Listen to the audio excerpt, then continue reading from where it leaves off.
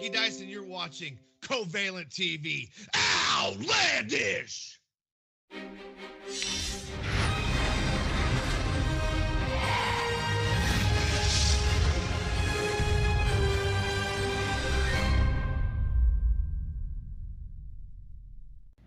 What's up, you guys? This is Ashley D'Amboise, La Creme de la Creme, and you are watching Covalent TV.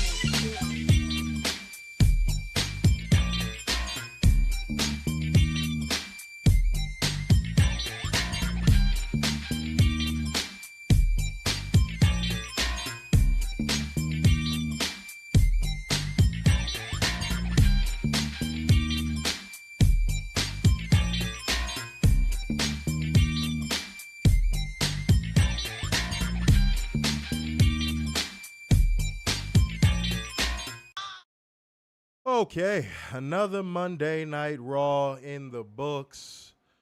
The book of despair, that is, beautiful people. So y'all know exactly why y'all are here. It is Monday. If you are feeling burnt out on professional wrestling already and it is the beginning of the week, you know exactly why. So that means, welcome to your WWE Raw Live Review. It is your boy, Mr. Starkzine. Big Dub. All right. God, I got to do another pregame thought. So the last thing I'm sure me and Werner want to do when we come on these reviews is say things like what I just said at the beginning. I don't want to say that, but that is what we are presented with. And I know y'all going to get tired of hearing me say that as well, but it is what it is. WWE is not doing better, so therefore there's no need for me to praise them in any shape, form, or fashion. So I just want to get that part out the way. It's not a constant negative thing where we just want to be negative about the product. If they do something right, we will say they did something right. But unfortunately, the trend of them not doing anything right continues for another week, and we know SmackDown is probably going to be no exception to that rule. So I'm giving you that disclaimer straight out the gate just in case you are going, wow, what's wrong with this guy? I thought this was a phenomenal Raw. I thought this was the greatest Raw ever. This might not be the show for you. I'm just going to be real. I'm going to keep it a buck. I don't believe in lying to the viewers. So let's just go ahead and keep it straight up and down like 6 o'clock right now. Okay? That is not what we going to come here and tell you. We not going to sit here and tell you everything is pie in the sky, honey buns, and apple pies. That's just not going to happen. All right? So I want to give that pregame thought because I'm not finna keep getting these DMs about, well, you guys so negative about everything WWE. The truth is not negativity. Let me just put it that way. The truth is not negativity. Only in 2025 can the truth be labeled negativity. Okay? So I'm not going to spurn the truth just for the sake of making a couple of you basement dwellers happy. Okay? All right. Werner, it looked like you were gathering your breath to say something. Did you want to say something, sir? Yes, I did. You know, I think what drones need to realize is that WWE is not our present. No, it is not. It is not. Might have been our past. Oh, yeah, definitely our past. Yeah, but definitely not our present. No, I don't think so. I don't think so. But y'all know what to do. All of the normal viewers to come in here and show the necessary love. Be a part of that like gang, comment gang, share gang, and donation gang. I see the True Seekers roll call has already got it started in the comment section, and I appreciate that, beautiful people. But donation gang is very important as we close out this month, so make that happen as much as possible tonight. 25-0. If we don't get to 25 likes by the second match and or segment on this show, stream goes off. Y'all have not tested our gangsta on that to the point of where we've got, well, no, we've gotten close like twice. Yep. But I tell you what, tonight might be one of those nights because I want to go to sleep.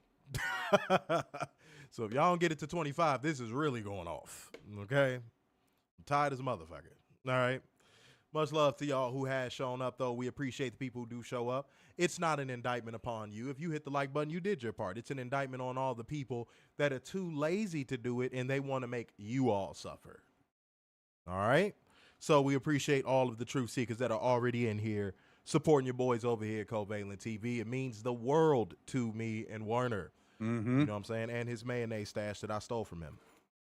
I don't have any mayonnaise. Yes, you do. I do not. You participated in Mayabition. I know all about it. I know all about it. Okay? You don't got to lie to the camera. That's all right. I didn't know that was such a thing. It was a thing. It happened in 1853, and you were there. You I old was fuck. not there. Yes, you were. I am not that old. Yes, you were. You were the first man to live before your parents. That is definitely not true. All right? You were born through immaculate conception. That's exactly how that happened. All right. See, confirmed. See, we get to the facts here on this show. That's all that matters. Now, guys, we got a job to do. It is bring you beautiful people the news, holding one special, Dumbass! accountable, and bringing you facts, data, and statistics as we go, because that is just what we do. But let's not delay y'all any further. This might be a quick show tonight if the engagement and the donations and the super chats are slow, but that's all right. You know what I'm saying? Sometimes we need to relax. So let's get into 10 news. Lego. So, over the weekend, we had the Middle East become a hotbed for certain things. Sounds sexy. Doesn't it? I thought it did. Became a hotbed? It became a hotbed. Nice. Nice. For certain activities. Sexy missile time? Sexy bomb time. Oh, look at that. All right.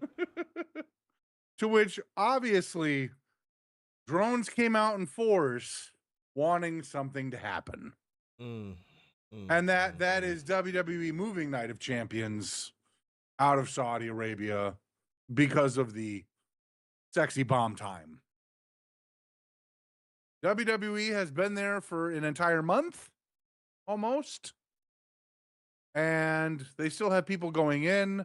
There is no word of WWE moving that show. And I would be shocked if somebody moved a show while Vince McMahon was still alive. Yes, I know. He's not in charge. I get it. But he's still alive. And he still has the phone number to the chief creative officer and the president and others in that company. I love how people think like Vince McMahon and Triple H don't fucking talk anymore. That's hilarious. Like, that is so funny. Like, I think people think since Triple H took over, him and Vince just have no communication. And I think that is the funniest, most naive thing you could think. But I'm going to address this real fast because I was going to forego my drone accountability. I had a feeling you was going to steal my thunder on this, so I'm not even mad.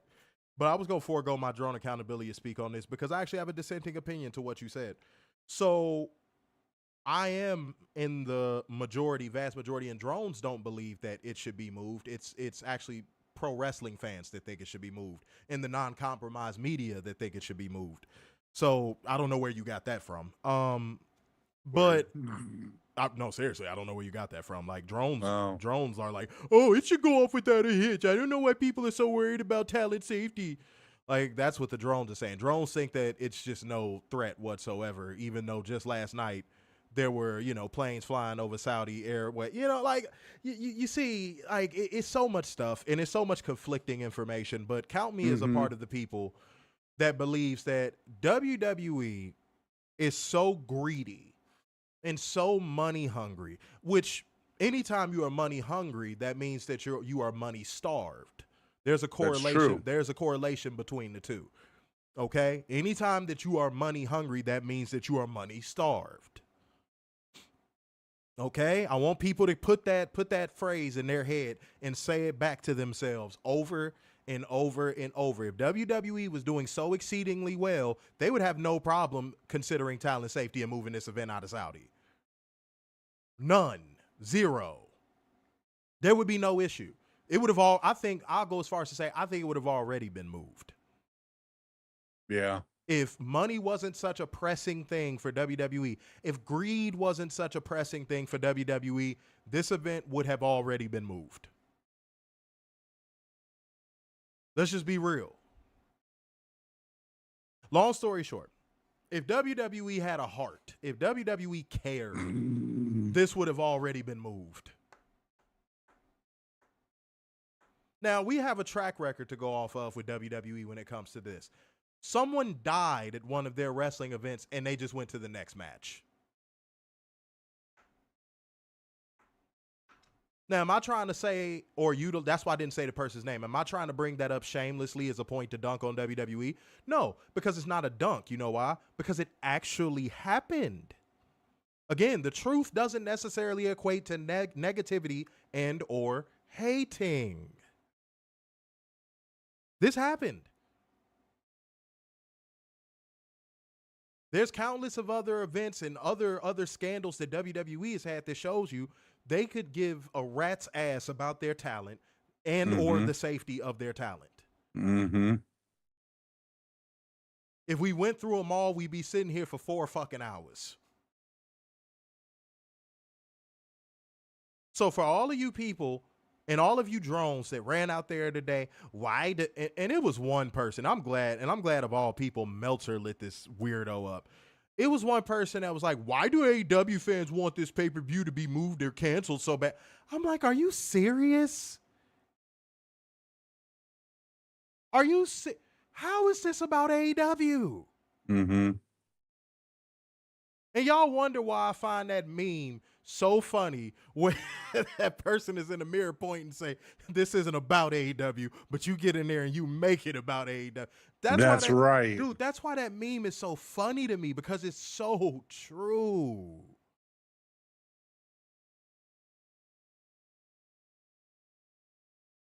Okay. If something I'm not speaking into existence, and I don't want it to play out this way. Let's say they get to Night of Champions, guys. And WWE gets intel that bombs are being dropped less than 10 miles away from where the event is being held. Do you think they're going to stop the show, yes or no? I'm curious to see what people say. Yeah, I'm curious to see. Warner said no, but I'm curious to see what people say. Do you think they stop the event? I don't. I personally don't. They shouldn't even be going over there to begin with. They need to pull the production staff that they already have over there out. Y'all got all these billions, right? Move it to the United Center. Move it somewhere in California. Move it. Just do something that doesn't put your staff in the line of fire. Literally in this case. Even if it's the potential to be in the line of fire. Why would you even want the potential for people to be in the line of fire? It was a serious enough threat to where they shut down a bordering airport, and there's some fucking production staff stuck there as we speak. It was serious enough for that. And all the people going, oh, well, Iran and Israel just got a peace treaty, so that means it's going to be okay. Yeah, Iran already shot missiles. Oops. So, like, what are we talking about here, man? Oh, I know what we're talking about. We're talking about human lives. No, this isn't me virtue signaling. No, this isn't me just jumping down on it because it's WWE. No, I'm saying this because if Tony Khan was doing something like this, I'd be like, dude, what the fuck are you doing? If TNA was doing something like this, I'd be like, what the fuck are you doing? New Japan, what the fuck are you doing? There is no exception to this rule. But it's more disgusting that it's WWE, because WWE touts all these record revenues and we have so much money that, you're that money starved and greedy to where you can't pull one event out of Saudi Arabia for the safety of your staff. One? And it's not like you can't make it up down the line. You're in a contract with them. Yep. They're getting the Royal Rumble next year. They'll be okay. And then, to all the talents that aren't standing up for themselves, there's a report that came out that those Saudi dates are baked into their contracts now. They're not even getting those big Saudi paydays anymore. What a shock. And I saw that coming a mile away. WWE don't like doing profit sharing. No. Why do you think you don't see people singing the praises of their affiliate program? Because they have an affiliate program. They approved us. You know why I don't post? Because I'm like, dude, they pay pennies on the dollar for you to promote a fucking product that they're going to sell for like $600. WWE don't want to do profit sharing. So now they're baking in Saudi dates into talent contracts.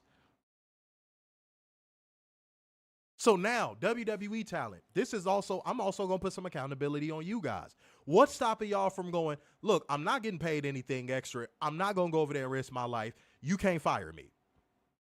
Mm-hmm. And if you do, guess what? I'm going to use my star power elsewhere.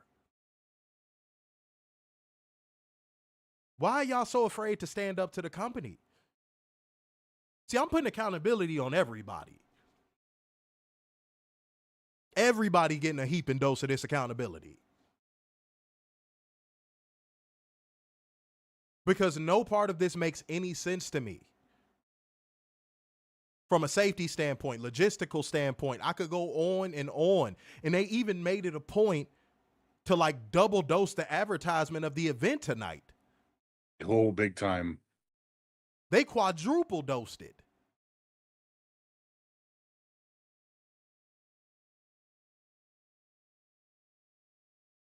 So WWE, something happens. If something happens, right? Mm-hmm. What's going to be your words to the families of all the people that get hurt or die?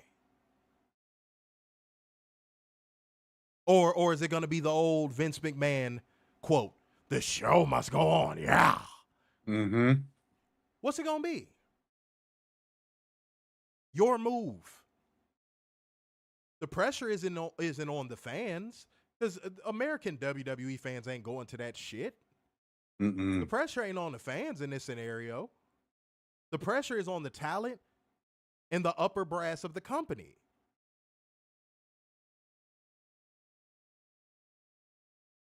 And that's another reason why they're hiring all of these WWE is my dream types, because those people aren't going to rock the boat or rage against the machine.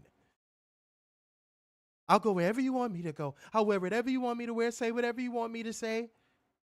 I'll wear a big leather cat suit just so I don't offend the zesty men of Saudi Arabia.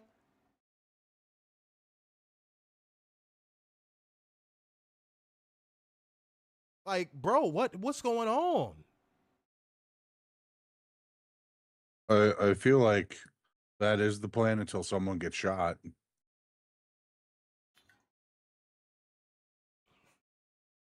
Which that could be a possibility. And growing up, I was taught a very valuable lesson. I was taught a very, very valuable lesson. And some of y'all may have been taught this too. Never walk around thinking it can't happen to you. Mm-hmm. Never on any day that God gives you life, walk around thinking it can't happen to you. I had that bashed into my head so much as a kid. Don't think I never laughed at a homeless person in my life. You know why? Because even if I ever thought about it, my mom be like, that could be you in a box under a bridge someday.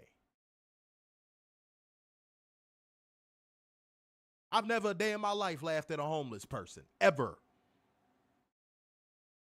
WWE is in that mindset of, we're untouchable. It can't happen to us. If the event goes off without a hitch, cool. Somebody might say, oh, you're going to look so stupid when the event goes off without a hitch. No, because that would mean that you're saying or implying that I want something bad to happen. No, I don't want something bad to happen. I'm telling you that in the event that something bad happens, what's going to be WWE's excuse to the families of the people who are harmed? Mm-hmm. What's going to be the excuse to the public? What's going to be the excuse? Mm-hmm. I don't think they have a PR department that is that stocked and loaded for a disaster of that caliber. I just don't. Or, and here's just a wild thought. Why isn't Triple Nose getting on Twitter going, we've already talked to the Saudi government. They've assured us everything will be okay. We're going to have the Saudi military around the arena. No, like, no, we hear your concerns. No, nothing. No, nothing. Warner brings up a solid point. No, we hear your concerns. We understand everybody's fears for their life. We understand this, that, and the third.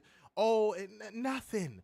You know what's going to come out in a report probably by the end of this week, if not early next week. You want to know what's going to come out in a report?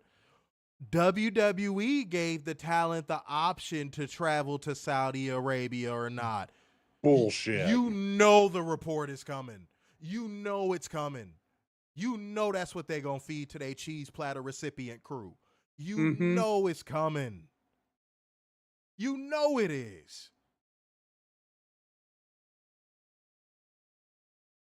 That's how they're going to clean it up. They're not going to clean it up. They're not going to say outwardly, we gave talent the option. No, they're going to pass it off to the media, and they're going to run that narrative leading all the way up until the event. And the drones are going to run with that narrative leading all the way up until the event. And then they'll really look dumb if something happens. Then they're really going to look dumb if something happens. But you know that's what's going to happen. That shit is in the drafts as we speak. Mm-hmm.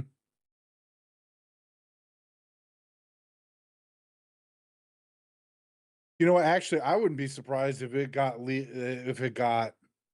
leaked as they're on the plane coming back on Sunday. Their time, Saudi time, obviously. But yeah, you could feel, you could sense, you can damn near taste the bullshit that is about to happen when it comes to the PR spin for them still doing the show. Mm-hmm. You could just already feel it coming. And my biggest issue I take with that is at what cost?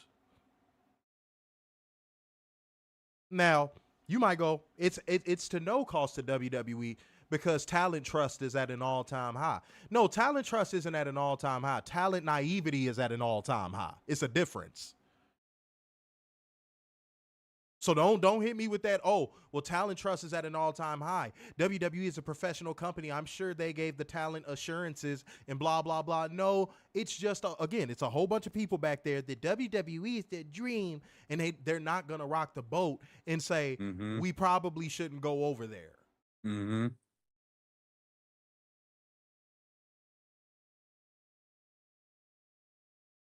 Stop mistaking servitude and submission for logic.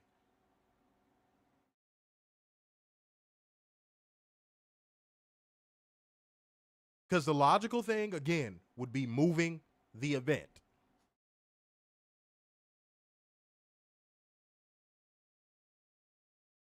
But when it comes to WWE doing the right thing and their track record, we know that is an absolute 0-4. So it's no point in even having a longer discussion about this because we know WWE is going to take the show must go on approach. So I'm not even going to raise my blood pressure about it. But if something happens, you better believe we going to come on the show and we not going to be like sarcastic or cheeky about it or nothing because that would mean someone got harmed. But we're definitely going to we're going to be a little bit smug for sure. Mm-hmm. We're going to be a bit abrasive for sure. Because I beg the question yet again, who else is going to do it? And this is also why I wish our platform was bigger when it comes to the podcast portion. Because no one else is doing what we do.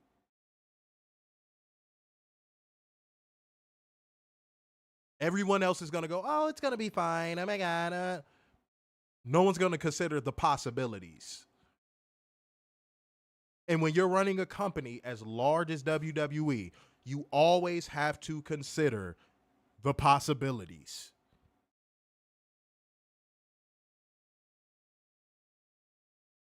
But here we are, ladies and gentlemen. Okay? Mm-hmm. Again, I don't know if Werner got anything else to say on this, but I'm just going to throw my hands up on it because the more I think about the topic, the more I'm just like, they'll never get it. I mean, that's all we can do, because I don't think they'll ever get it. Yeah, I got nothing on that. But speaking of people that don't have anything on anything because they can never put two brain cells together enough to create a competent thought, beautiful people, I'm foregoing my drone accountability tonight, so unfortunately you have to be subjugated to Mayo accountability. Lego. This is from Twitter. Clippers. You know, I don't think we've had this in a while. I actually got a twofer.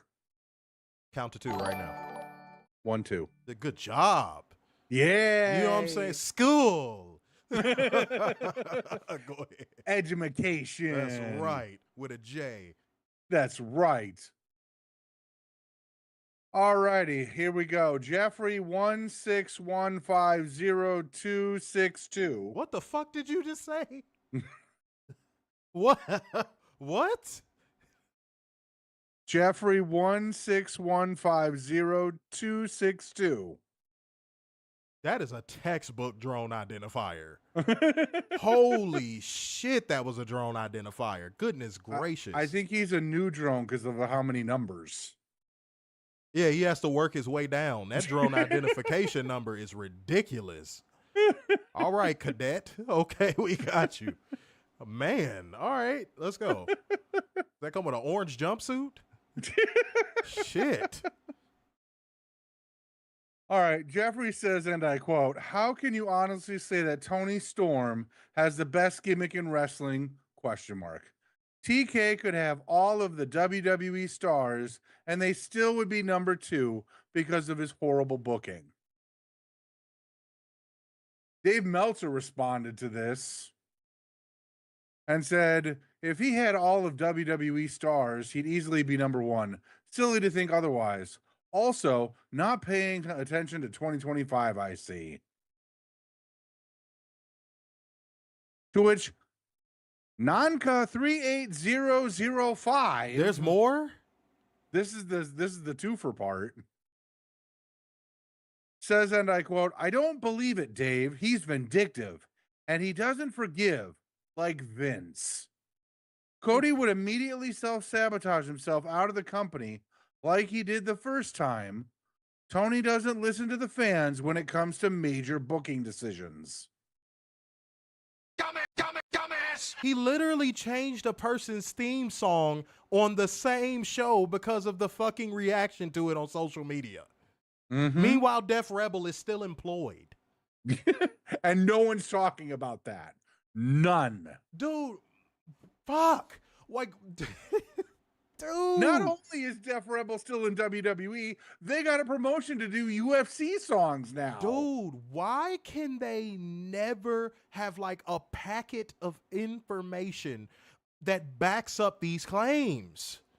Like, Right. they should have clips and examples ready to go for every single argument, but they never do. They just say this stuff and just run. They drop the landmine and then they run.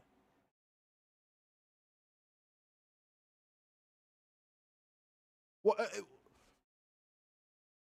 I'm so tired of repeating myself when it comes to that. So I'll say something new. If you drop off a take like that, not only should you have a data packet ready that backs up what you're saying, but you should also have the balls. This is the only time snitch tagging I will accept. You should have the balls to tag Tony Khan and actually be willing to debate in good faith in the event that he replies. Yeah.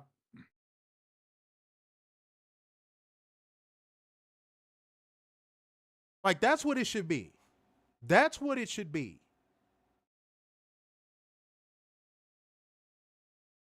Because I guarantee you, if Dave Meltzer would have gave one more rebuttal to that, you know what would have happened, y'all. Y'all know what would have happened. I want to see if the comment section can figure it out.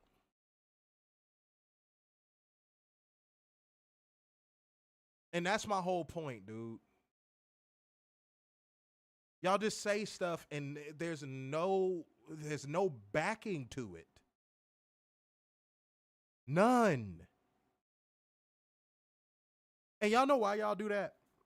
Let's get into the psychology of a drone, shall we? You know why y'all do that? Because deep down inside, one, y'all are praying AEW dies. One, like for starters. Let's just start there. Two, y'all are praying that AEW's product quality takes a massive dip like it did in 2023. So that way you can actually treat them like a little brother realistically, and it'll actually make some kind of sense. Mm-hmm. Meaning, y'all want AEW to be bad so it could reinforce your false narratives and make them true. Then the third and final thing is the deflection matter, which I've said on this show thousands of times at this point. Everything that you are saying about Tony Khan applies to the person of which product you consume and you praise, and you go buy every ticket, even though it bankrupts you and you had to get a fucking credit card just to get the tickets. You put yourself into thousands of dollars into consumer debt. Like, dude, like, y'all, stop. See, those are the type of people I wish Tony Khan would reply to. You know why? Because he could shut it down with one question. Can you prove these claims? Mm-hmm. Can you prove them? What are you basing this off of? And then immediately, because I see no one answered the question that I had earlier, immediately, I'm going to say it slower, okay? Not trying to insult y'all intelligence, but ain't nobody responding to the question I asked. Then immediately, once Tony Khan does that, what is the drone going to go into?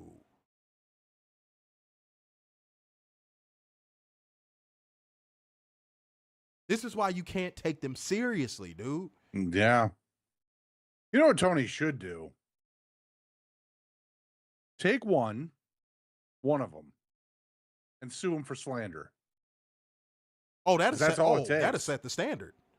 That's all it takes is one. Oh, that'll. Oh my God. It'll almost stop dead in its tracks.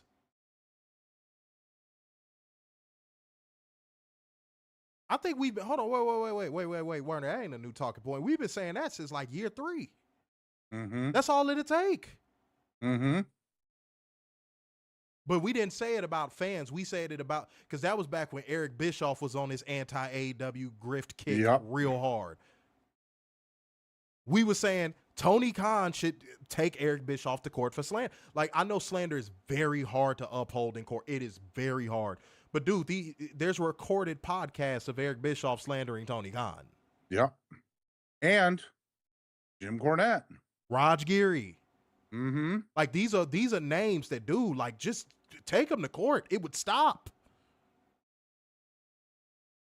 And you know what? You have the money to do it too. And that would have a domino effect too, Werner. You know why? Because I think that would force all this compromised media to accurately report on AEW. Yeah. Yeah, that's a good shout. That would set a standard. I like stuff like that. That would set a standard. You know, and here's another thing. Is like, I don't see them as media. They're just an editorial board. Pretty much. Every news story you read, it's all an editorial about how great WWE is for doing fill in the blank thing. AEW is bad for existing. And these poor, underpaid people that work underneath Paywall Select, you know, it seems like PW Insider downsized. Mm-hmm. But like, you know, and I know Wrestling Inc. downsized, but like all of these poor people that get paid scraps to be compromised, they got to pretend like they don't enjoy something they actually do enjoy because of boss's orders. Hey, if you want to go to SummerSlam, you really got to praise WWE this month. Mm-hmm. If you think that ain't going on in meetings with these companies, stop fooling yourself, dude. And whatever snitch is watching this show and is going to send this clip to any of these people, send it. I don't care. I do not care. Already marked out one of y'all favorites. I don't care. These people are nobodies in real life. Respectfully.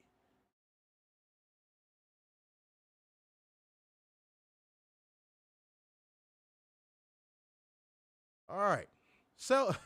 Self-deprecating in the comment section said, Wow. Thank goodness I bumped into your page for non-compromise and honest review. Oh, man, dude. We appreciate you coming in as a viewer and commenting. All right? We appreciate that. Yeah, man, we not here for the bullshit, dude. We not here for the bullshit. We ain't live on Facebook. I'm looking. Get the fuck out of here. No, he's right. Holy shit. What the hell happened there? Hold on. I could kick it in. Just give me a second, y'all. Oh my God.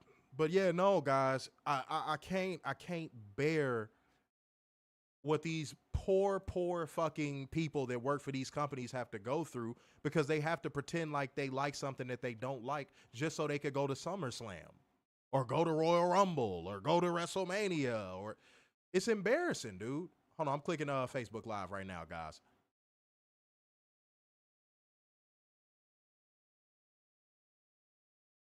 Are we still live on YouTube? Yes, we are. Cool. The fuck is going on right now? Yeah, I don't know why that happened. Yeah, we should be good on Facebook. We should be good on Facebook. We should Must be Monday. Yeah, apparently we should be good on Facebook. And if you are watching over live on Facebook and you are just now seeing our handsome faces, welcome to your WWE Raw Live review. This is your boy, Mr. Starksign. Big dub. You made it in. You made safe. All right, we are here. Sorry for any issues. I know there's some people over on Facebook like, hey, what about us? And y'all don't support enough, God damn it. We should cut it back off. That's what we should do. We should cut it back off. All right? But Werner, speak to the topic of, I mean, we talk about wrestling media all the time, but speak to the topic of how radio silent the media is about this Saudi thing right now. You don't really hear anything. I mean, let's be real, with the media now. If you're not getting it off of Twitter, and this just goes not just for wrestling, but for anything. If you're not getting it off of Twitter, you're in lost land right there, because everything happens like that. And then if you go to one of those compromised media websites, you're like, oh, another story about a Twitter, somebody saying something on Twitter. Oh, another story about someone saying something on Twitter. Oh, WWE posted a poster for next month's pay-per-view on Twitter. Wait, a new commenter, Samantha said, wrestling is the only industry in which the entity is untouchable, even when they are horrible. Even presidents feel the wrath, but WWE, that's a fact. That's a big fact. That's a fact. Samantha, welcome in, new commenter. Yes. That's a fact. That's what I was just talking about comment. A second ago. I don't know if you've been watching since the beginning, but I was just talking about that. The level in which WWE can skirt accountability, dude, it would make dictators jealous. Like, it's insane. The level of control that WWE has, not only on their narrative, not only on their fan base, but on the talent. It's terrifying almost. Like, somebody might say this is extreme, but I'm going to rebuttal by saying, is it? I really believe that if WWE told all of the women's wrestlers, hey, when we go over to Saudi, when you get to your resort, you're going to be greeted by a hospitality group. And then when it's time for the show, they're going to bring you over to the arena. And what you have to do when you enter the arena, this is a new rule.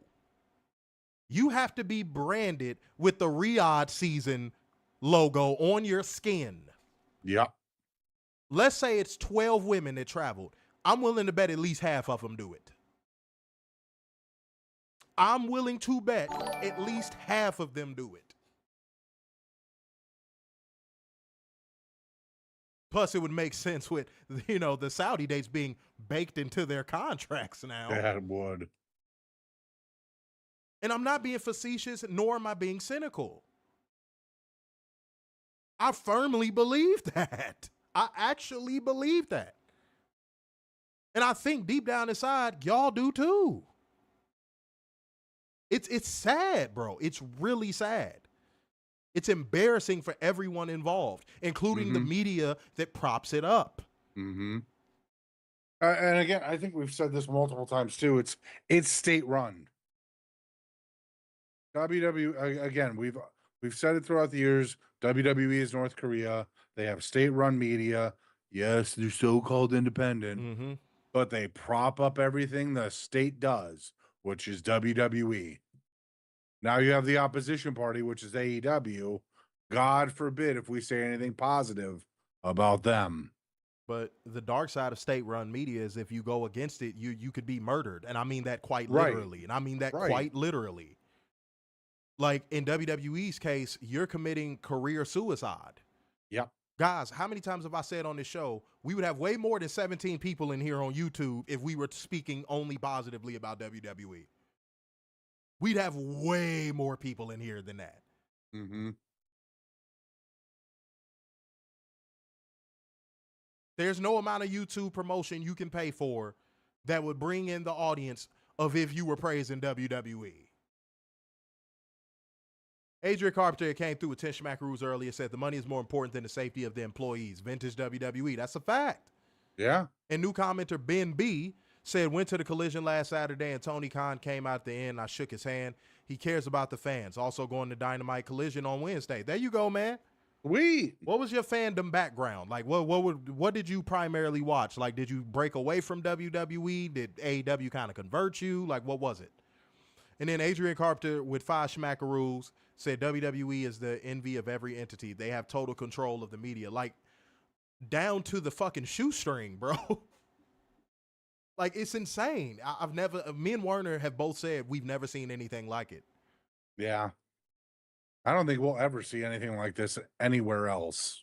And that's why we say once WWE finally does lose this grasp, it is going to be like an empire falling. Mm-hmm. It's going, dude, the day this state-run media, talent control, like the day all of this stuff finally reaches its Armageddon, bruh,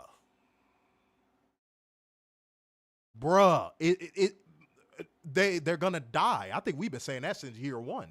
Yeah.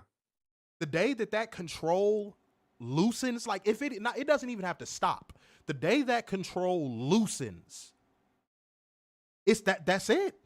WWE's done. They're done. Mm-hmm.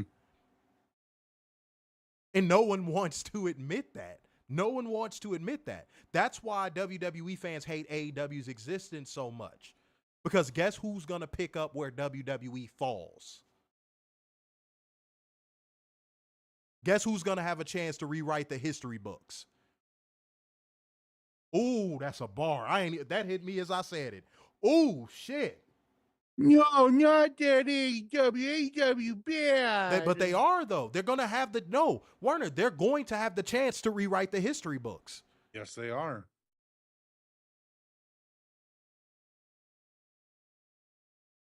The moment the WWE empire comes crumbling down, guess who's going to have to be there to pick up the pieces of professional wrestling?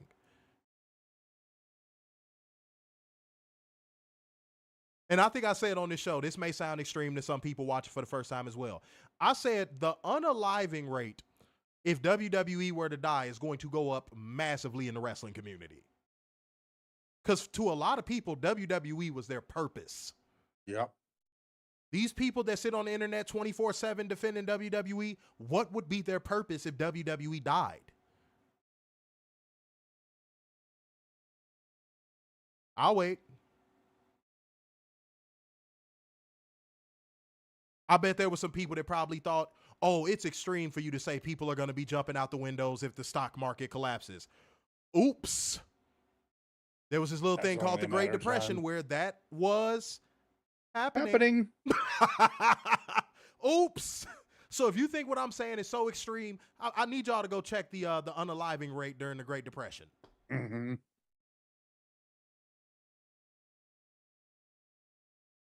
Uh-oh. You see, I can substantiate everything I say with some type of fact to back it up. Some type of example to back it up. And I think WWE has a bigger market share of what they do than those stockbrokers did in the stock market during the Great Depression. Yeah. I'm not even kidding.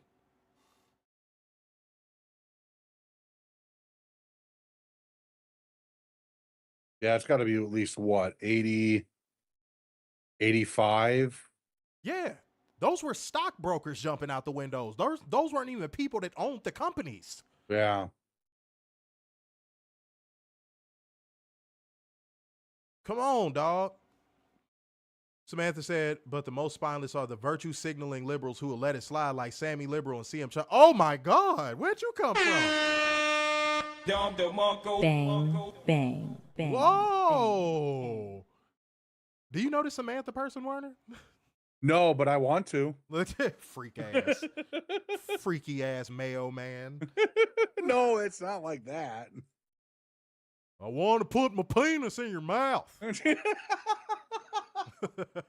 Didn't you know? Now Samantha? you're going to scare her away. Didn't you know? You going to scare her away, freak I ass. didn't say, no, anyone who believes that Che Guevara, Canadian Che Guevara is a liberal, I hats off to you. I'm shocked you didn't lean as close as you could into the camera and say, I love you. I didn't. Samantha is my present. Oh, man. Not everyone can be Penta. No, not everyone. The man said, we are already seeing the signs with R-Truth and all of this shoot style programming. Reminds me a lot of TNA 09. Ben B says, start watching WWE in 2018. Buddy of mine told me about AEW. Didn't start until 2021 with AEW. Been watching wrestling, though, since 93. Salute to you. Thank you for dropping your background in the comment section, man. Bang, bang, bang. All right. Bang, bang. Yeah, but that's what I'm saying. See, Samantha, you get it. That's what I'm saying. Yeah, the banks and all of those people weren't the ones jumping out the window. It was the stockbrokers that put their lives into them. Mm-hmm.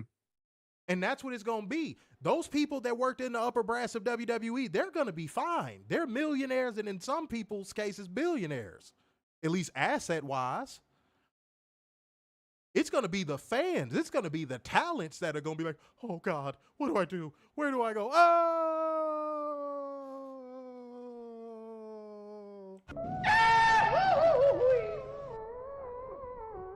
Respectfully. See what we got. Real quick. What's to say the Great Depression doesn't happen again in 4 years? Yeah, who's to say? Because, I mean, we already had a pandemic in the early 20s. That still was surreal. Which happened in the early 1900s. Yeah. 1929 is when the crash happened. Everything in this life is a cycle. Yeah. Yeah, so what's to say we don't get a 100-year crash again in 2029? Let me see what we got. Hold on, wait. Ben B said, also want to point out that I've been to 2 SmackDowns within the last year as a seat filler, so it was free. It shows they don't sell out like drones think they do. Yeah, man, we've said that on the show too. We had a whole, oh God, what was that, like 2 years ago? We had like a whole segment that we dedicated to that because it was starting to, look, that leak got plugged so quick. Because it was somebody that was basically saying for like the last, I think it was like 6 or 7 shows. This was back in like, no, it was 3 years ago. Because, yeah, this was back in 2022, if I'm not mistaken. Where, yeah, somebody had posted footage of like them getting the instructions as seat fillers. They were outside the arena. And, yeah, WWE plugged up that leak fast. They plugged that leak fast. That's why Werner's North Korea assessment is so accurate. Because that's what would happen if something like that happened in North Korea. That person would disappear fast. You would never hear nothing from that person ever again. Like the person that recorded that footage, I don't think I've seen a tweet from them since. No. So they're probably dead. Oh my God. Resident Evil. 4. Such a great game. That's in my top 5 video games of all time. Oh yeah, easily. Yeah, that's in my top 5 video games all time. All right. I'd love to see that adapted as a movie. I've literally played every remaster of it. Like, I never get sick of that game. Like, I never do. I'm curious, Ben, did you get any other perks besides just the free seat? Like, we got this WWE branded cup for you. like that, exactly. Are you going to get stupid things like that? Are they going to give you free popcorn or a drink? We got a nacho chip with CM Punk's face in it. Yeah, we couldn't afford the ice cream pops like he wanted, so here you go with this. Yeah, oh, Samantha coming in with the factoids. That's what I'm talking about. Say history repeats itself, just like when WWE was on the verge of bankruptcy in 1997. Who's to say that cycle doesn't repeat? So they would have to spring a leak first. I don't know if you know what I mean by that, Samantha. They would have to, it has to happen in steps. It has to be in incremental steps. Anything surrounding business has to happen in incremental steps. It's very rare when you get like an Enron type collapse, which I broke down like way back in like, what, April? Yeah.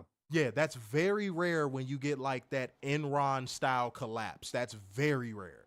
But like, it's going to be incremental. They have to spring a financial leak first, which goes back to my opening point, which is why I think they're like, no, we're not missing the Saudi show. No. That's why I think they're like that, because they know if they spring even a little leak, the whole dam is going to break. But go ahead, Warner. You was gathering. I still feel like, I mean, it is WWE. I could see them collapsing like that just because you and I have said for years, their books ain't mathing. It would take something very catastrophic and swift. Let me make sure I add that word in there too. It would take something very catastrophic and very swift. Like the Saudi government basically tells WWE go fuck themselves. Or Netflix. Like an antitrust lawsuit breaks out between Saudi and WWE. Ooh.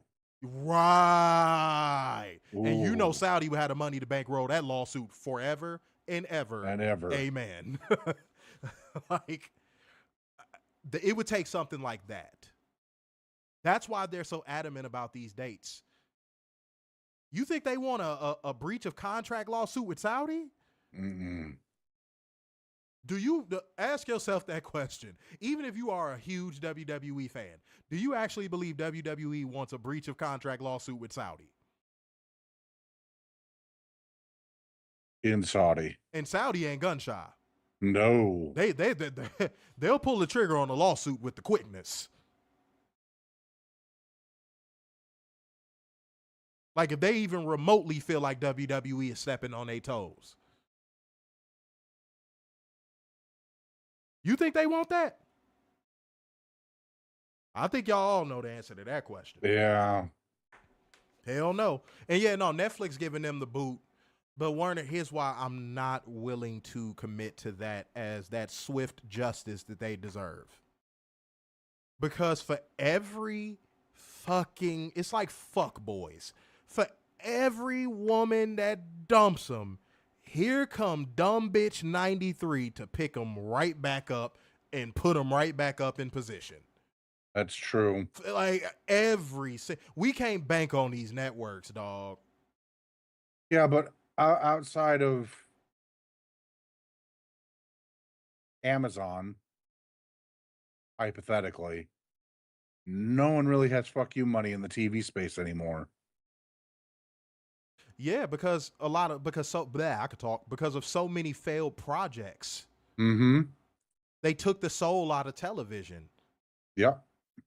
You know what I mean? Like as much as you know, there's white executives and Jewish executives. Warren, if I die tonight, you know why. Yep.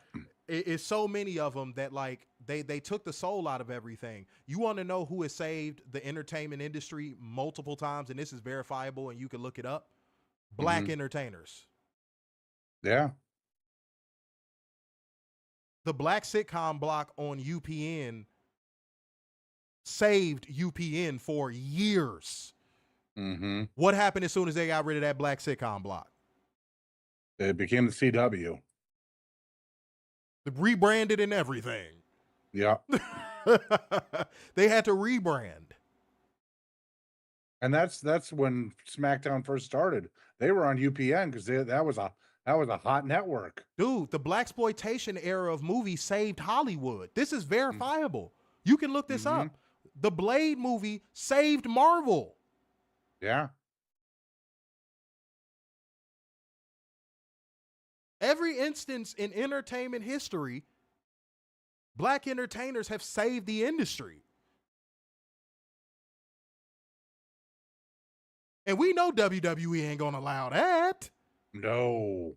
So I agree with Cement. Like, what's to stop them from dying due to their own ignorance? What's to stop them? But I don't think they're gonna get that swift justice. I just don't.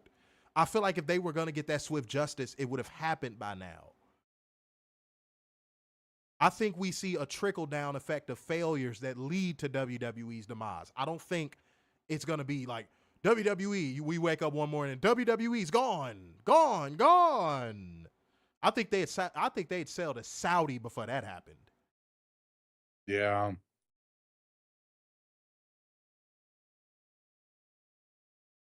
And then Saudi's probably going to run it into the ground, but that's another subject for another time. Monday Night Raw, live from Saudi every week. With covered up women. That's right. Because we're secretly suppressing our homosexual tendencies, so we have to make sure our women cover up so that way we can walk around and see other men without clothes. Especially Seth Rollins. Well, that's why I say I can never go there, bro, because I would say that out loud and they would murder the shit out of me. Like, dude, it's just, I don't know, man. Oh, it's about virtue, and no, it's not. No, it's not. No, it's not. You know how many. Never mind. I could go into a whole. Never mind. It would just be easier if Islam would just come out of the closet and call it a day. Yeah, well, so if I die tonight, you know why. Wait. At least the international aspect of it. Over here, yet again, here we go again. Black men have brought back the strength to the Islamic religion. Yep.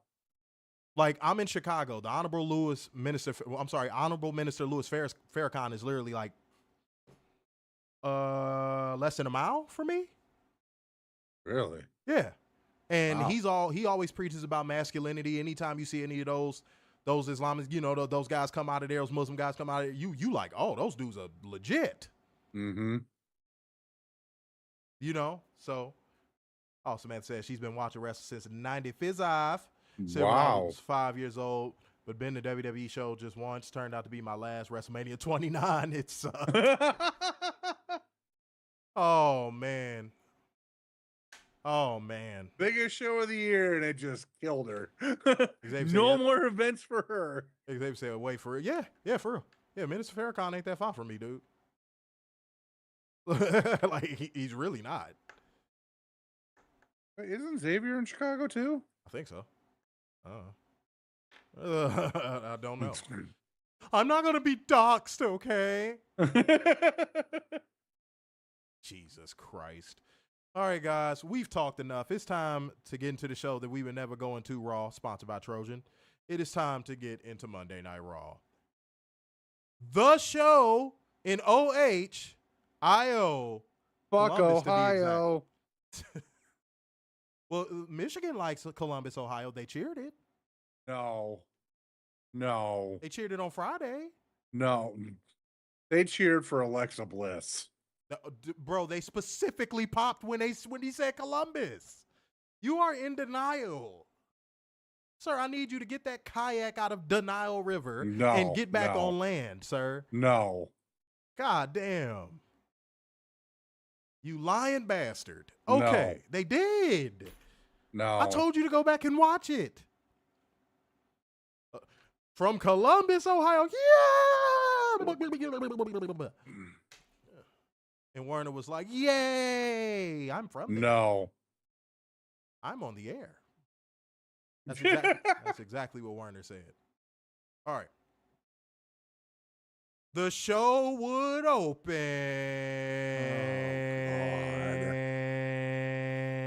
with, you guys guessed it. I want y'all to put in the comment section for Werner. Put it in all caps for Werner. Put it in all caps for him. And it was in Columbus, Ohio tonight, so it really needs to be said. It's very important. More important than a Michigan doesn't. Wolverines game. No, 2,032 days. But it's only been a few days since Michigan cheered for Columbus, Ohio. We don't cheer for Columbus, Ohio. Those are probably state fans. If you say so. You say so. Greg Braveheart said that's people who came from Columbus. No. When it was 80% of the crowd, I don't think that was just a few. All right. Yes. Talent arriving at the arena. Talent entering the arena. Talent arriving to the building. We got variations. We also had Jade Cargill talking to a doll. OH.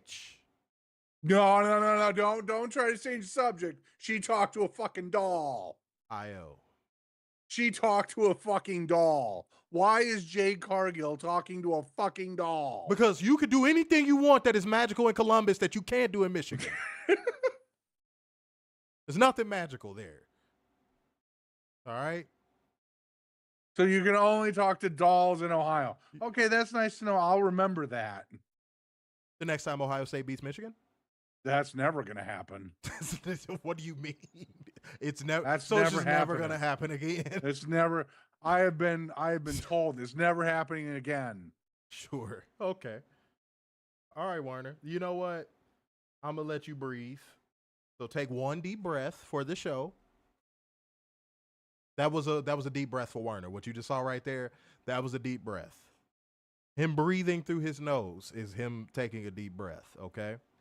Samantha, give AEW a try, please. Please, yeah. What are you doing? Please. It's literally the better show. It really is. There's no way around it. There's no way around it. Like, WWE fans are the only ones that are in denial about it. They're the only ones that are in denial about it. It's the better show. Okay? Oh, and by the way, like gang, comment gang, share gang, donation gang. The donation gang, y'all slow down, man. It's very important, man. End of the month. Let's finish out the month strong, baby. Let's get it popping. All right? And that is right. Columbus is the demonic city. Well, look, if I could get some demonic head from a woman at the Ohio State campus, I don't give a damn.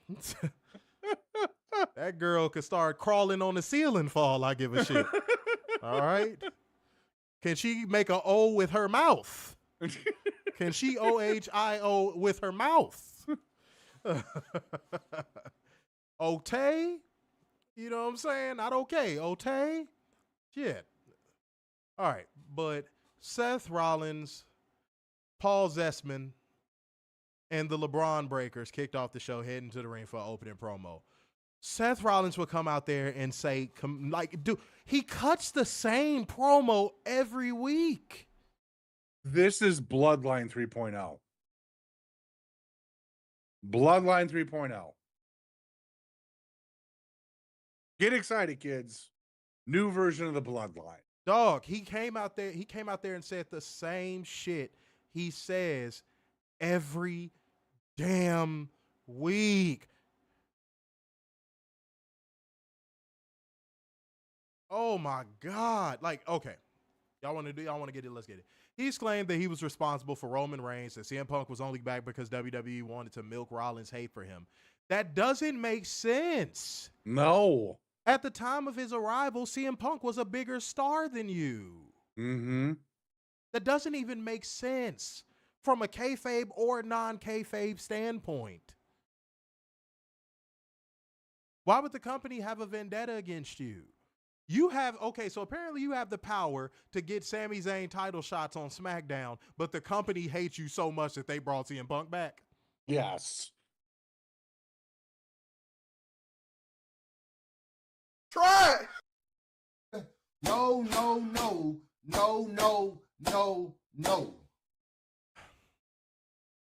And that Cody would not have been back if it was not for him.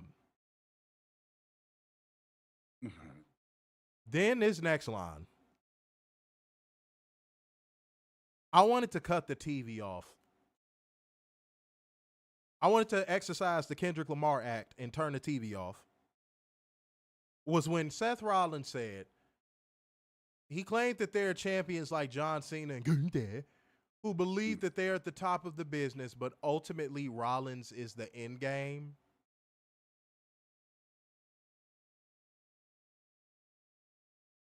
Fuck this shit, I'm out.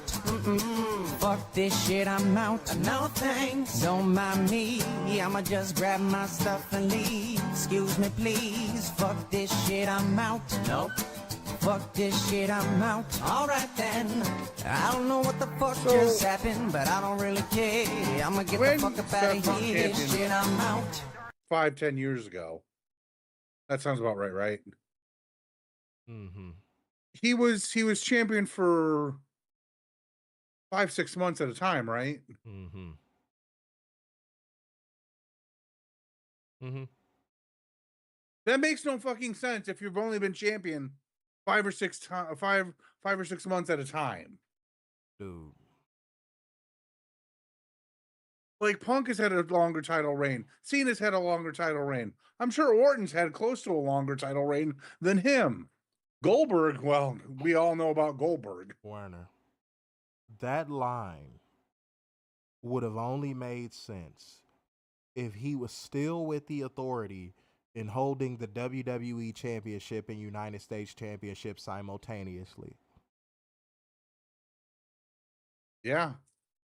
Like, that line would have been, it would have hit at least a little bit harder. The people who hold the power in the company, first of all, are the executives, and then from a talent side are the champions. Wait, no, let me go up one. The Nepo babies and then the champions. Yeah. Which Seth hasn't been a champion in 5 to 6 years. And I don't think Seth Rollins' dad is anybody in the industry, so. No. What is he talking about? What is he dude, he's just like, it's like, hold on, I got something in my eye. It's like, are his promos delivered to him when he gets to the arena and like he's told, just go out there and say shit. And zest it up for us. Just say things. It don't gotta make sense. Just go out and say things. And steal Sheamus's little banger after banger thing with the tsunami nonsense.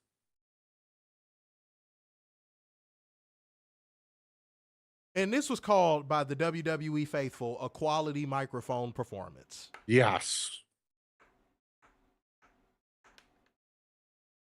He cooked. This was fun.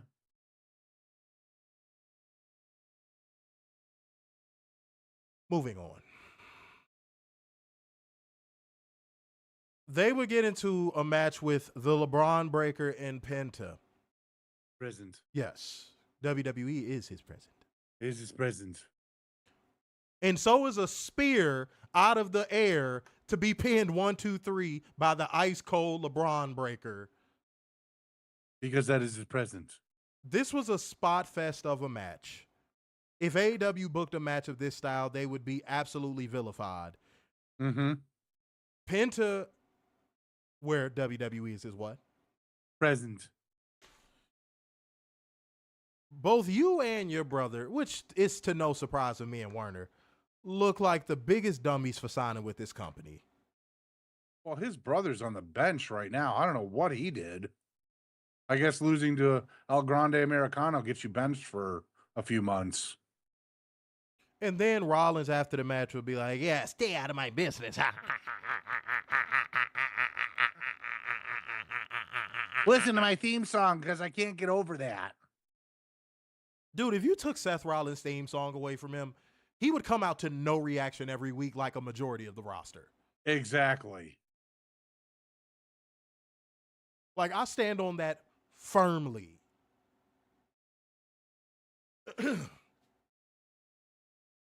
And now Bron Breaker's gimmick is just barking. Oh, well, that's like his dad. That's like his dad. Rick Steiner cut promos. Yeah. Good ones. This match was 15 minutes long.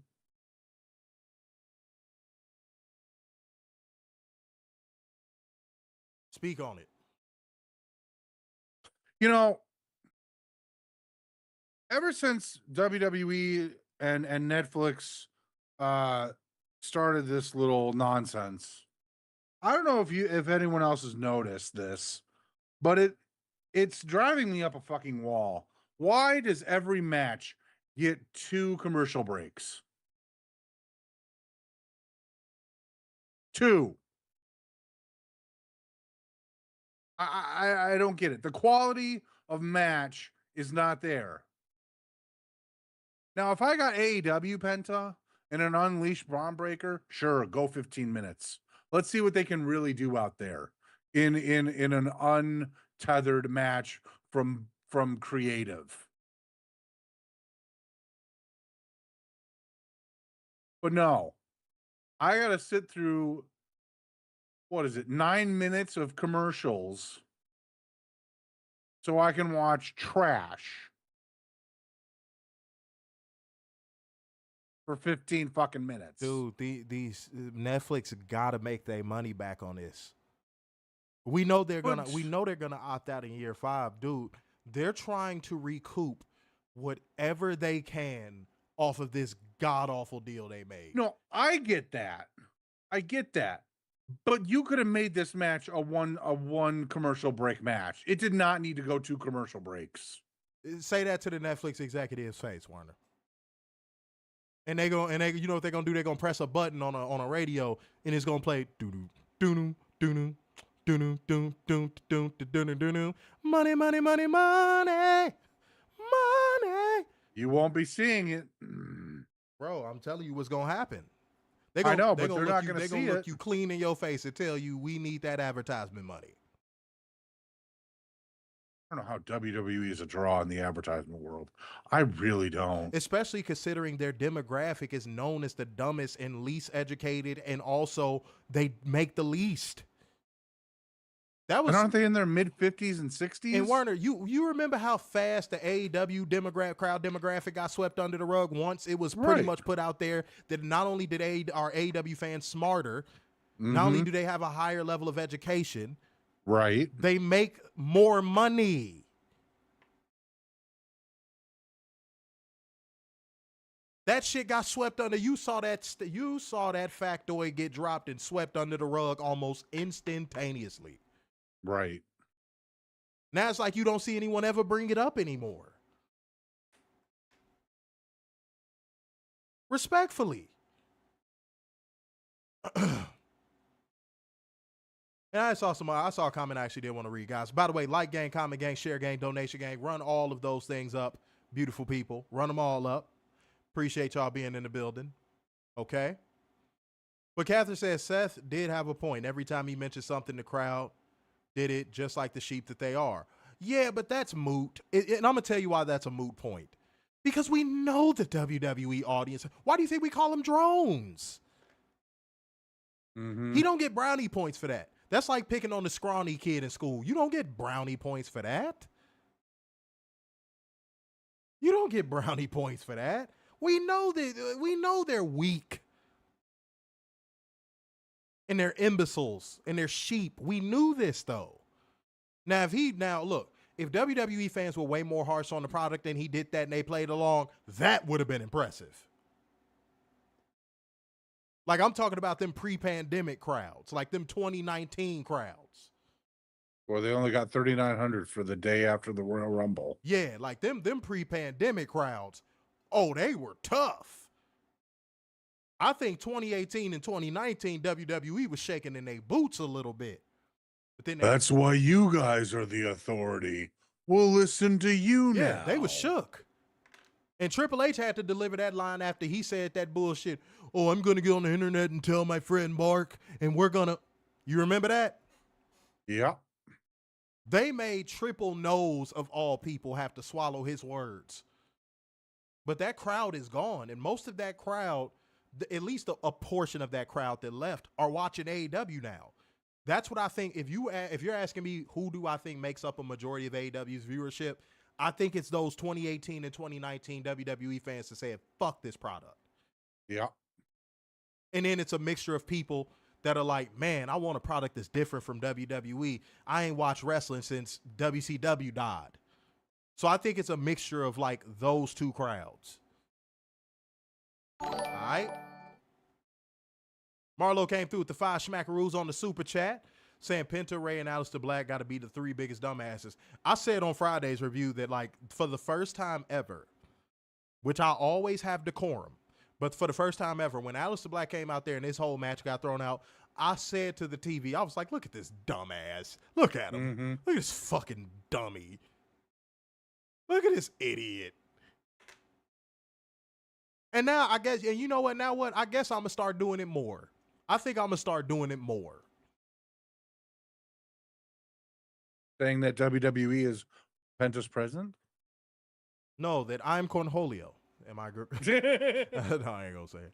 But it said 2018, 2019, WWE still has the hardcore crowd, TV audience, and now they love. Yeah, they're gone, dude. They're gone. Yeah. The pandemic saved them. Financially and everything. Because like Werner said, all these WWE fans that talk shit about AEW and the arenas and empty this and empty that, did they not see the arenas in 2018 and 2019? I would argue it was worse. Look at the attendance for Stomping Grounds before the pandemic. I dare anybody to go look up pictures of Stomping Ground attendance right now. You're going to be like, damn. Mark my words. 2019? Yeah, Adrian Carpenter said weren't they in like the Pacific Northwest, I think?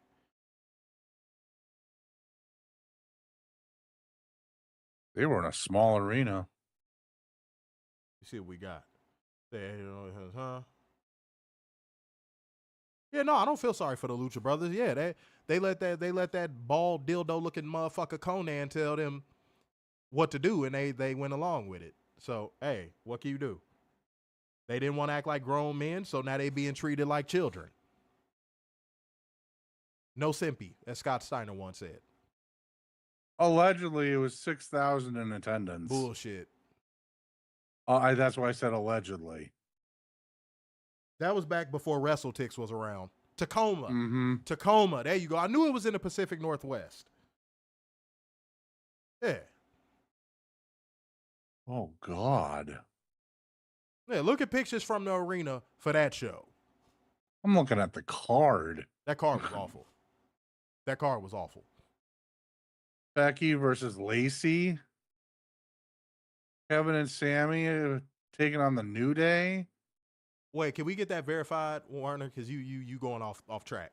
Ron said Wrestle Dream last year outdrew Stomping Grounds at the same arena. Did you just look that up, Ron? The Tacoma was allegedly 6,000, probably 4,000. Yeah, all you got to do is look at the pictures. That arena was damn near empty. Yeah.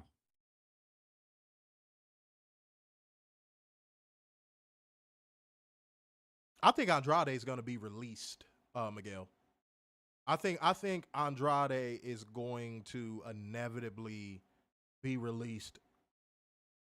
I don't want to put a timeline on it. Oh, Warren, I think you want to marry this woman. Read Samantha's last comment. You know, look at this motherfucker. Meet me at the altar in your white dress. We ain't getting no younger, girl. We might as well do it. Yeah, I see you. Maybe we should just, welcome her with open arms. You want to welcome her with open boxers. That's what you want to do. And just because her and I agree on the same thing, did you say her? Doesn't lead to a marriage. This motherfucker said her. Hard ass R in that her. Her. Yeah, he is definitely on bended knee. Yeah, he gonna work it out. Not bending a knee. That's how he does every show, especially now that Samantha's around. No, I'm not. All right, there's nothing wrong with that. All right, I'm on WrestleTix, but I'm trying to get back to there. No, I'm only in April. I'm about to keep going through the show, bro. Okay. But the LeBron Breaker defeated Penta. Yeah. Mm-hmm. Yay. Mm-hmm. Because WWE is his present. And it looked like Penta hurt himself in this match as well. Goodness gracious. And he looks slower and slower and slower and slower and slower and slower. But next up, we got a pre-tape of Goldberg sitting down with Michael Chode. And he said, he disrespected me in front of my family. I'm embarrassed. And I'm not willing to let it stand. And I'm going to beat the fuck out of Gunther in Saturday night's main event. And Michael Cole looks so scared. Like he had to sit back and everything. He drops one little F-bomb and he got scared. He squirted a couple drops. He did. Bitch ass. Goodness gracious, you untalented prick. Dude, I'll never forget when he was like, oh, all these people that criticize me, let's see them do my job. Let's see. Dude, you won't let anybody get the mic to try. Right. You fucking gatekeeper. Dude, bro, if you put me on commentary next to you, I guarantee you, people would walk away from the show saying how much better I was than you. Stop.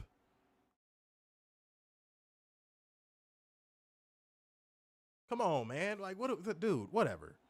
All right. And then Cole quoted Goldberg as saying, it'll be an interesting dilemma if he wins the world title on July 12th.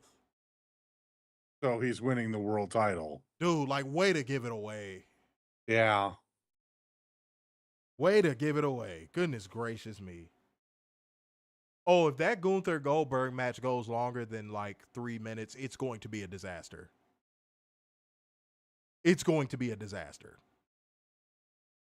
No. I'm seeing something I don't like.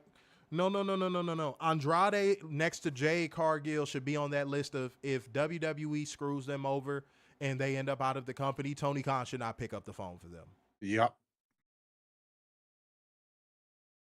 No. It took Jade Cargill 2 years of being in WWE to finally get a movie role. And we don't even know if it's going to be a prominent role. Andrade went back for vibes and then ended up getting divorced. No, I'm good. I'm okay. Especially Jade, because I think y'all forget this one detail. Tony was willing to match whatever offer WWE made, and she still went to WWE. If that ain't a middle finger, I don't know what is. So that's a hell no. If I'm Tony Khan, that's a hell no.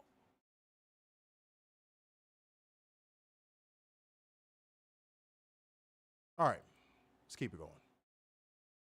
Speaking of which, we got the Queen of the Ring semifinal featuring Jadith Cargillith. The third. Going against tiny little Roxanne Perez. But before that, backstage, Finn Balor, Balor Club. Balor Club. Balor Club. Balor Club. You know what? WWE is his presence. Membership, Balor Club. Hey. That club was nothing without Cody. Balor Total Fitness. It didn't make money until Cody showed up to Balor Total Fitness. Look, Cody need a plunger down his fucking throat for saying that stupid ass shit.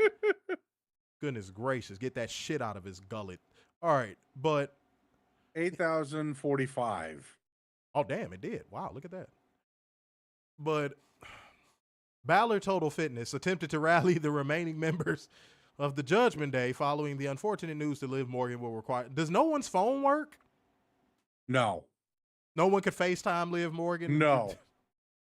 No, because when you're injured, we cease communication with you. Dude, WWE is really a bubble. Like, even in kayfabe. It's North Korea. Death, destruction, diarrhea. North and South Korea. South Korea. Poo-poo.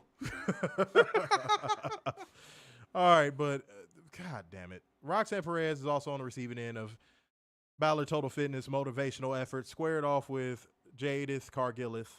The third. In the second semifinal match of the Queen of the Ring tournament.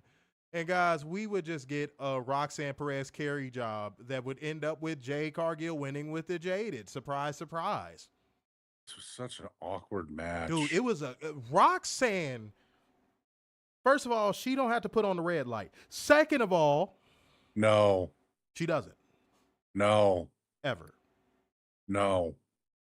But second, this was evidence that Jade Cargill hasn't improved. This was like watching early AEW Jade Cargill, where she was in the ring with a whole bunch of women that could carry her. She would do her 5 or 6 moves that she had, but she would just end up winning with Jaded. And Jaded is a part of those 5 or 6 moves. And then she started to improve. When she worked with Bryan Danielson, she started to improve. Then she came to WWE, and now she's regressing again. But now she's back to that early AEW Jade Cargill move set again. God damn, Nat. Get the fuck out of here. All right. But yeah, this was a Roxanne Perez carry job. It was. This is why I say WWE does not deserve Roxanne Perez.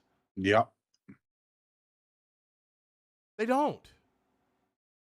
And hopefully she wakes up.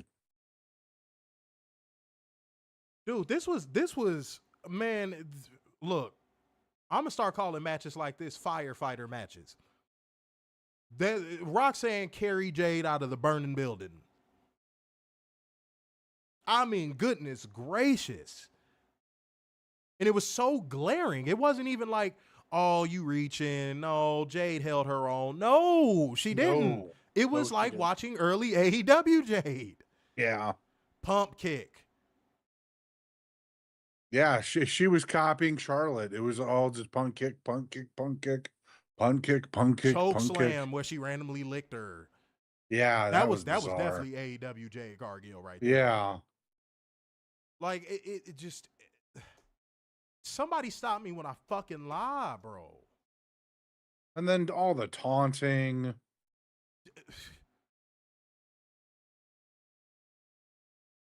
But guess what?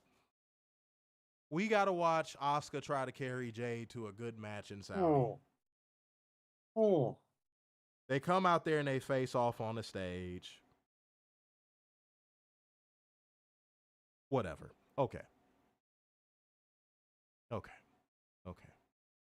I don't got nothing else, bro. I don't got nothing else on that. All I got from that was Balor Total Fitness. And only Cody can make it profitable. You can burn in hell. That's what you can do. Oh, me, you could take a visit to the hottest part of hell. He's the one who said it, not me. Snatch that polo off your body. But a fight of Gunther hit the ring to respond to Goldberg's words from earlier tonight and did not mince words. He criticized him for being a one-trick pony. Wow.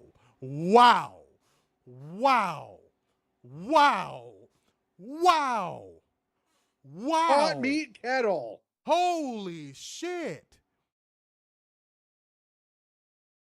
Hot meat fucking kettle. What in the name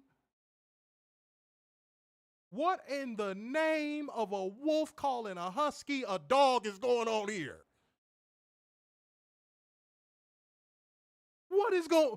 What? Gunther, homie. Homie, if you spoke one language, it would be Japanese. What are you talking about? You're a one-trick pony. Uh-huh. Huh? That null and voided anything else he said in the promo. So if y'all are expecting me to go in depth with this promo or quote lines, I will not. I tuned out immediately when he said that. Yeah, same. What? Have you seen your matches? Have you seen your matches? Do you watch your game tape?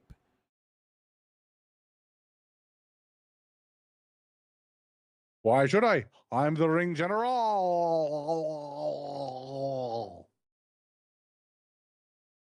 Every time he talks, he sounds like he got fucking peanut butter in his mouth. Mm-hmm. I don't give a fuck if Gunther fans are going to like this, and I fuck them. All 5 of them could come in here right now and say whatever they want. And we'll still say he has Randy Orton syndrome. I said, dude, what world are you living in? What world are you living in, asshole?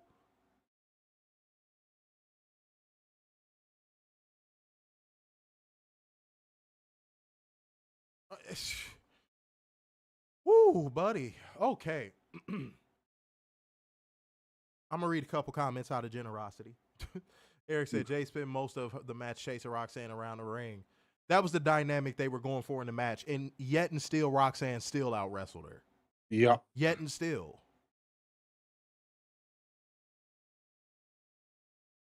Matt said, her fiance, oh, sorry, Warner. Said her fiance. Hey, it doesn't mean that they're married. Look at this. I could slide right in. He could be sitting here watching on the TV with her right now. He'd be like, cut this shit off. Cut this shit off. And my fiance said he doesn't understand how come she has a job still and other female wrestlers got released. Because they're trying their best to get their return on investment with Jade Cargill. And they delayed the ROI push, and Dave Meltzer confirmed it today. You see how far ahead we gave y'all information? We give y'all information so far ahead. Yeah. We said her ROI push was being delayed literally right before WrestleMania. We gave y'all that information for free. Meltzer did too, to his credit. Meltzer did too. But Meltzer came out today and said, yeah, they're doing the delayed gratification thing with her because they're trying to extend her ROI push. Like she was supposed to be champion going into WrestleMania. He said that. Literally today, he said that. And I told y'all that. I told y'all that.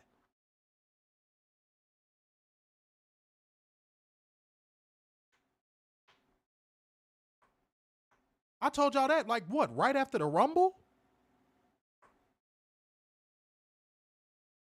So now it looks like they're about to go full steam ahead with her ROI push. Now, here's what I see happening. This isn't on knowledge. This is just my guess.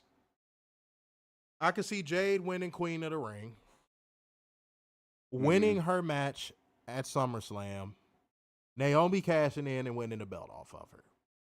And, and Jade, and that will be the end of Jade Cargill's ROI push. Yep. That'll be it. That'll be the end of it. I don't know what to say. I really don't know what to say, y'all. Let's keep it pushing. Where we at on time? Oh, just a little over hour 30. Oh, we can get through this. All right. Oh my God. Next up, we got the women's IC title match between Bayley and Becky Lynch. But before we got into that match, Karrion Kross got socked in the jaw by Sammy Liberal. I'm surprised you didn't scream, "Oh, my pussy hurts." And then he said, Sammy to him said TikTok, to which Karrion Kross said to Scarlett, got him. You got a match on main event? Great. The match is now official, Karrion. Now I'm going to cross you out, Karrion. Then I'm going to go virtue signal on the internet, Karrion. Especially when I'm in Saudi Arabia, Karrion.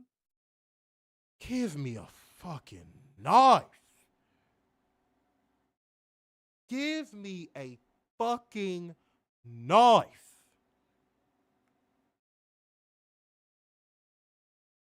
Release the both of them. But we would get, I'm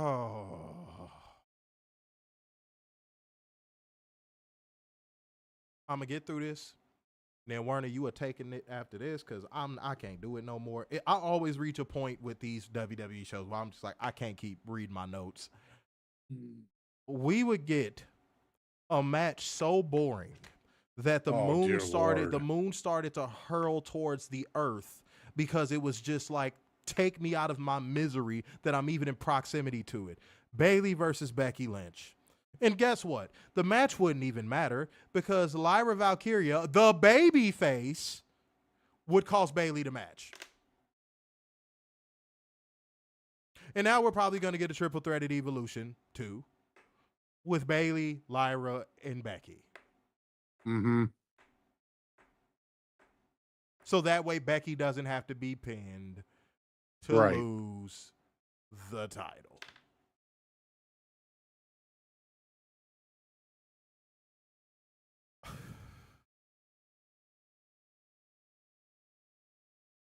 I don't got shit, bro. Lazy,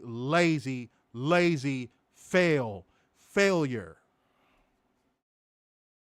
And that's WWE in a nutshell. Lazy and failure. Yeah, basically, Miguel said Yeah. Tiffany got Jade's initial ROI push and it failed. Basically, yeah. Mm-hmm.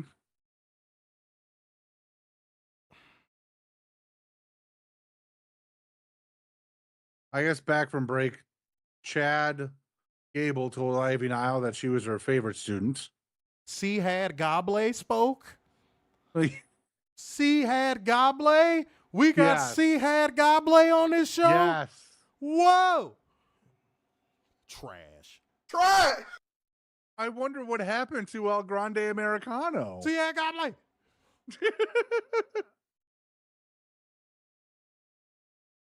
Dude, I am just brimming with excitement right now. However, she should have won Money in the Bank and Queen of the Ring. Stephanie McCool got in her way, but she should wipe her out completely like he did with the Alpha Academy and others. Where the fuck is Stephanie? I don't know. She's probably benched too. Keep going, bro. Gable saw Penta, which WWE is his present, Not as past. nearby, and took great pleasure in seeing him lose to Bron. Penta tried to be reasonable and said, WWE is my present. But Gable kept yapping and threatened to take off his mask. That's not WWE like. Penta then superkicked Gable, screaming, WWE is my present. Yeah, he said that the whole segment. Exactly. And then snapped his arm and said, WWE is his present. But what did he say after that? Well, see, here's the thing. Officials started chasing him, and then he started screaming, WWE is my present! But once he got in his car. Oh, definitely WWE is my present. When he drove back to the hotel and he finally got back in his Penta bed, what did he say? He prayed and said WWE is his present. Stephanie is injured, bro. No. I'm not laughing at the injury, but God fucking damn it. God damn. You notice that narrative about people always getting injured and hurt in AEW really quieted down like the last 2 or 3 years? Mm-hmm. But we don't mention it with WWE. Unbelievable. But what did Penta have to say about this? Well, he said WWE is his present. Then he ran off with Stephanie's horns. That's right. That's what he did. Yep. The Creeds checked on Gable. He had Goblet, yes. And for some odd reason, Chad said WWE is my present. We have gotten to the bottom of this. And let's not forget, Ludwig Kaiser was just standing around, and he also said WWE is my present. Because he finally got a Kaiser roll, so now that he's well fed, he popped back up on TV. Oh my God. Let's keep going, Warren. Up next, we got Raquel Rodriguez. She's angry. She had Goblet. She stormed to the ring and called out Rhea Ripley, saying, WWE is my present. She timeless Tony Storm to the ring. Wow. Impressive. Impressive. I don't know how she did it. She's not even on the same show. She's not even the best wrestler in wrestling. Oh, God. Go to. All right. Let's keep going. Let's keep going. Let's keep going. Ripley stormed out. They brawled. Who cares? Ripley was about to give Rodriguez the riptide through a table, but Roxanne Perez came out screaming, "WWE is my president!" That's actually how she screamed. That is a true reenactment of how she screamed. Beautiful people. Okay. Ripley got rid of Perez, but Rodriguez laid out Ripley with a Tejana bomb through the table. And Roxanne and Rodriguez kissed and hugged. Sexually. No. And then they said into the microphone, WWE is my president. They went ringside, jacked the mic, and said that. Yeah. Michael Cole was terrified. But Matthew Shell said we had 300 on the twits, man. You know what I'm saying? Bang, bang, bang. I like that. I like that. I don't have a problem with that one. You see, we got. Damn, Samantha said, what happened to the women in WWE? Where are the pretty women? Oh. Well, shit. Damn. Well, shit.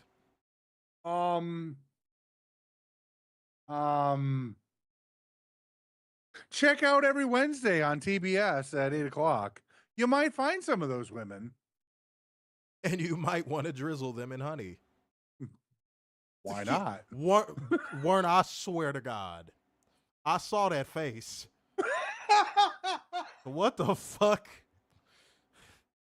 You just scare them off with fucking creep. Yo, yo, yo, yo, yo, yo, yo, yo, yo. God damn, Warner. Dude, that creep kicks in with you immediately. No, it doesn't. Did I saw that face. You pursed your lips and everything like a little hoe. Don't lie on camera like that. God damn it, man. Just look through AEW women's roster, and there's a huge difference between AEW and WWE. AEW women are actually women and know how to be and are beautiful. Damn. Bang, bang, bang, bang. Tell us how you really feel. Now that you got that out the way, let's get seriously. to how you really feel. Yeah. Yeah, we got to get to the bottom of your true feelings. Mm-hmm. Kick your husband out the room. We need your true feelings. Beyonce. Oh, for fuck's sake, dickhead. They're not married yet. Watch my male peen slide down the pole. That's not. You have to be accurate in these things. Oh, wow. I'm sorry. I didn't know you have a precision laser penis. My apologies, sir. I didn't know that scope came with a rifle. My bad. Get the fuck out of here, weird ass. God damn. Something's wrong with you, man. There's a difference between engaged and fiance versus married and husband or wife. You need to be put in a facility. Sheesh. All right, man. Warner, let's keep going before you say anything else. All right, up next we have photos of the Florida Panthers celebrating their custom WWE Championship belt because WWE is their present.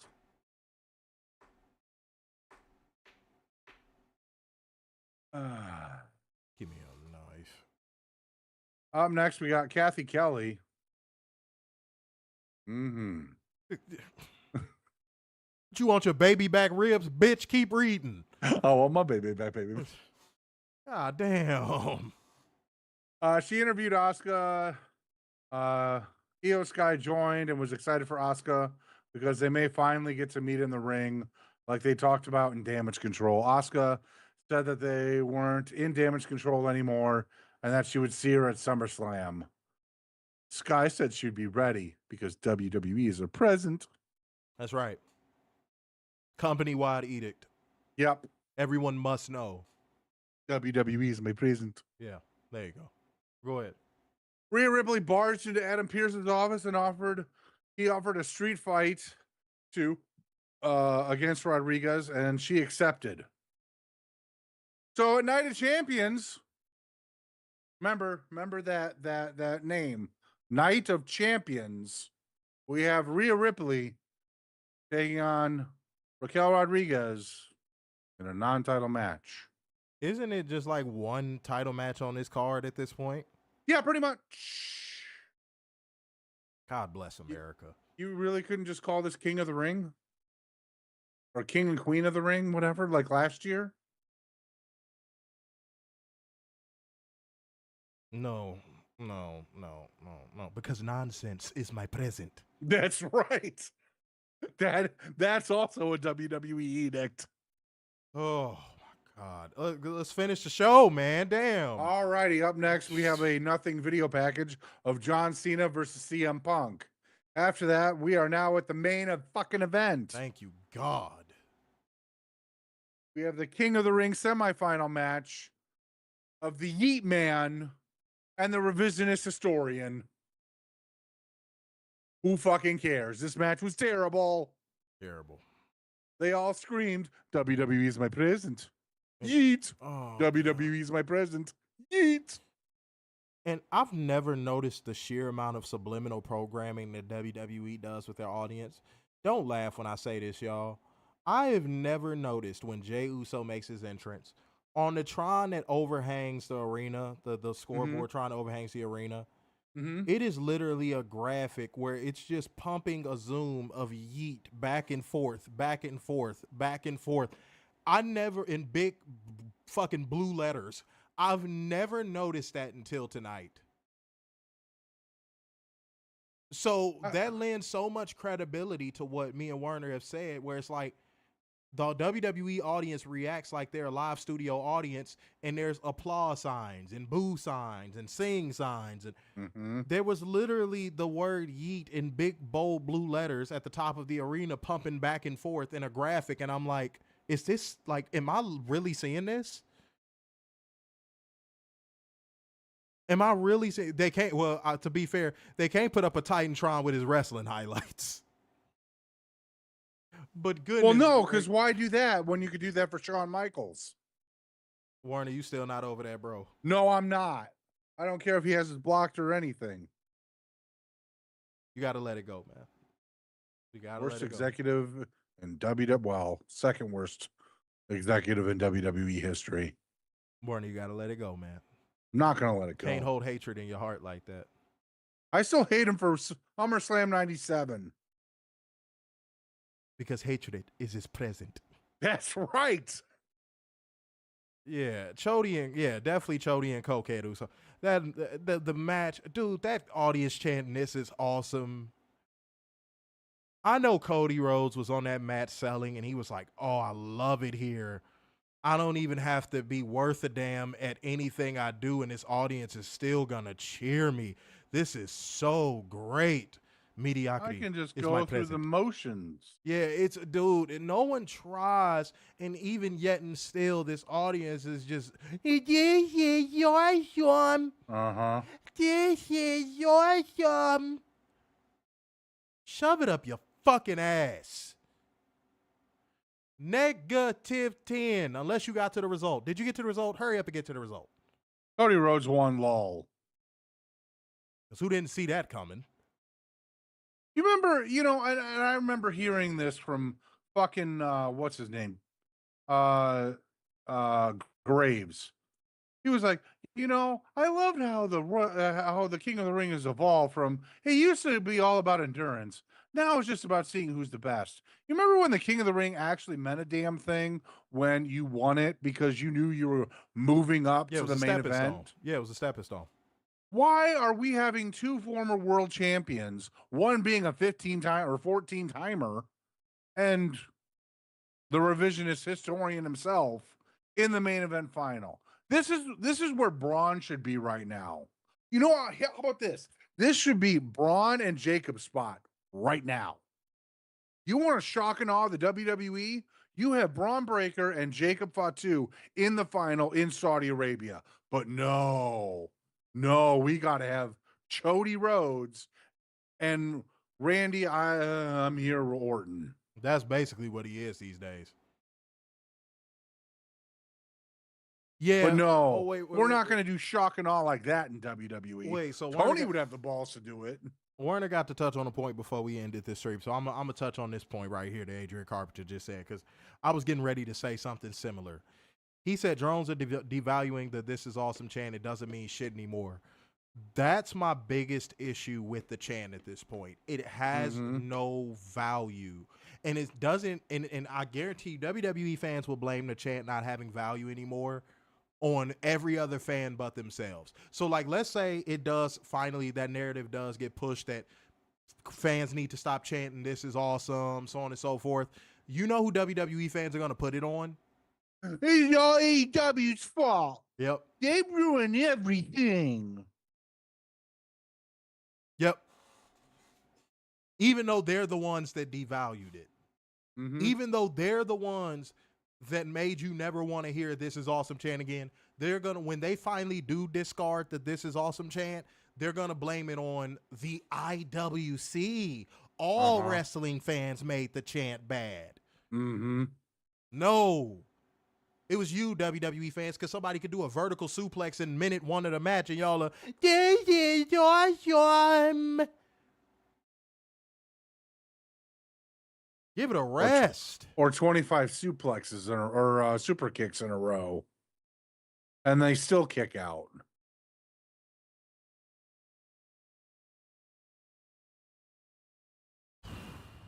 -10.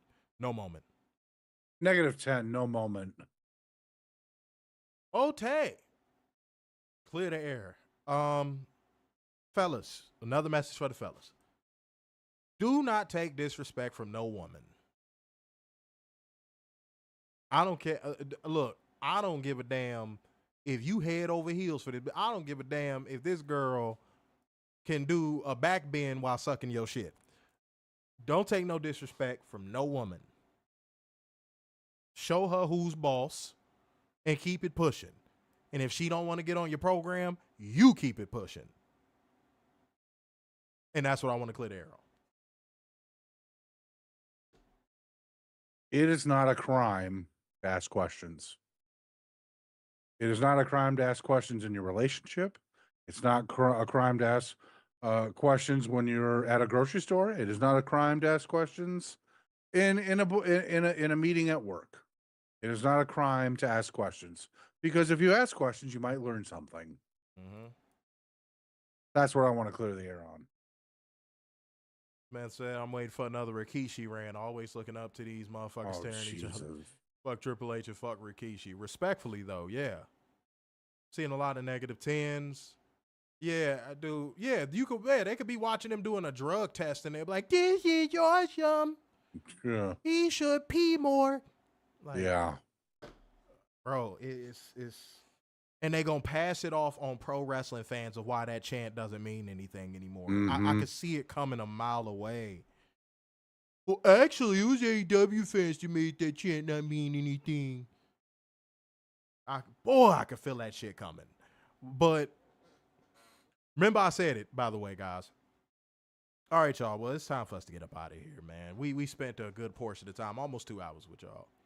So therefore, going once, going twice, and so to the man with the braids in his hair. So, sign off yet again. It's the epitome of black excellence, the king of dimes, just your boy, Mr. Starksan. The big and football wide, the Messiah, some cute sixes, and the internal pessimist, Big Deb. Peace out, y'all. See you Wednesday.